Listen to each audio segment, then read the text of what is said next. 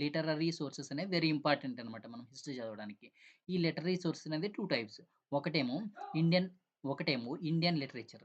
Second one ఏమో foreign accounts. ఇక్కడ Indian లిటరేచర్‌కొస్తే Vedas, ఇతిహాసస్ దీనికి అపోజిట్‌గా ఉండేది scientific texts. Scientific and technological texts అనమాట.